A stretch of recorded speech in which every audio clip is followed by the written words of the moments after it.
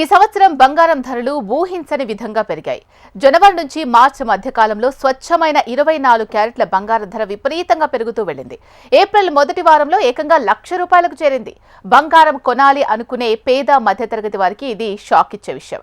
అయితే భారత్ పాకిస్తాన్ యుద్ధ సమయంలో బంగారం ధరలు తగ్గాయి. 24 క్యారెట్ల బంగారం ధర ₹1,00,000 నుంచి ఏకంగా 96,000కు పడిపోయింది. ఇప్పుడిప్పుడే మళ్లీ పెరుగుతూ ఉంది.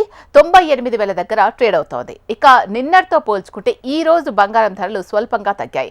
నగరంలో నిన్న 10 గ్రాముల 22 క్యారెట్ల బంగారం ధర ₹89,200, 10 గ్రాముల 24 క్యారెట్ల బంగారం ధర ₹9,700-310, 10 గ్రాముల 18 క్యారెట్ల బంగారం ధర ₹72,990గా ఉంది.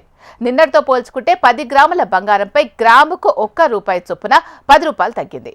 10 గ్రాముల 24 క్యారెట్ల బంగారం ధర ₹97,300, 10 గ్రాముల 22 క్యారెట్ల బంగారం ధర ₹89,190, 10 గ్రాముల 18 క్యారెట్ల బంగారం ధర ₹72,980గా ఉంది. బంగారం ధరలతో సంబంధం లేకుండా వెండి ధరలు కూడా ప్రతిరోజు ఎంతో కొంత తగ్గుతూ వస్తున్నాయి. నిన్న హైదరాబాద్ నగరంలో 100 గ్రాముల వెండి ధర ₹11,090 దగ్గర ట్రేడ్ అయింది. కేజీ వెండి ధర ₹1,10,900 దగ్గర ట్రేడ్ అయింది. ఈ రోజు 100 గ్రాముల వెండిపై ₹10, కేజీ వెండిపై ₹100 తగ్గింది.